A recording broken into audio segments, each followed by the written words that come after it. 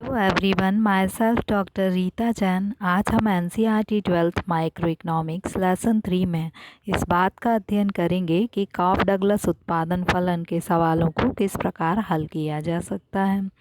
Question number 29 है। इसमें आपको ये एक समीकरण दिया हुआ है और समीकरण में आपको मान रखने के लिए दिया है कि एल जो है वो कितना है, 5 है। तो हम क्या करते हैं, समीकरण में मान रखते हैं कि 2 इंटू 2, हमने ये वाला 2 लिखा है। एल कितना है, एल है 5 का स्क्वायर इंटू के कितना है, 2 है, तो ये आपका 2 का स्क्वायर हो गया। इसे हम सॉल्व करेंगे तो क्या हो जाएगा, 2 इंटू 5 का स्क्वायर 25 और 2 का स्क्वायर कितना हो जाएगा, 4 हो जाएगा। अब आप 4 को 2 से इंटू करेंगे तो कितना हो जाएगा, 100, और 2 का 100 में इंटू करेंगे तो कितना हो जाएगा, 200। इसका अर्थ यह है कि यदि आप श्रम की 5 इकाइयाँ और पूंजी की 2 इकाइयाँ लेते हैं तो आपकी कितने उत्पादन अधिकतम संभव है, 200 इकाइयों का उत्पादन अधिकतम संभव है। तो ये आपका फर्स्ट पार्ट हुआ। इसी क्वेश्चन का सेकंड पार्ट देखते हैं हम। सेकंड पार्ट में आपको दिया है कि यदि हम 0 इकाई किसकी लें, श्रम की, और 10 इकाई किसकी लें, कैपिटल की, तो उत्पादन कितना होगा। तो ये मान हम इस इक्वेशन में रखते हैं तो क्या हो जाएगा, 2, ये वाला 2 लिख दिया। एल का स्क्वायर, एल कितना है, 0 है, तो 0 का स्क्वायर। फिर के कितना है, के है हमारा 10, तो 10 का स्क्वायर। ठीक, तो ये हो गया 2, 0 का स्क्वायर 0 और 10 का स्क्वायर कितना हो जाएगा, 100। अब आप क्या करेंगे, इसको सॉल्व करेंगे। अब बीच में ये 0 है, अगर 100 में 0 का गुणा करेंगे तो 0, और 2 में 0 का गुणा करेंगे तो भी कितना आएगा, 0।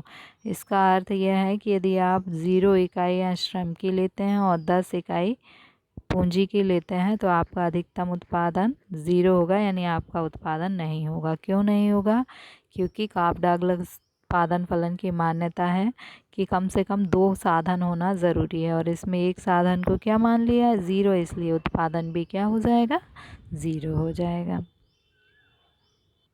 This is question number 29।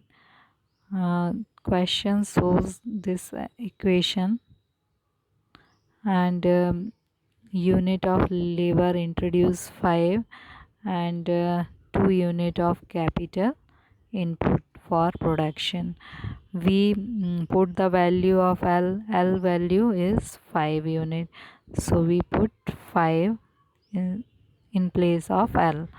Then unit of capital is 2, so we put 2 in place of k, so it look like this, 2 into 5 square and 2 square. Then solve it. 2, 5 square 25, 2 square 4.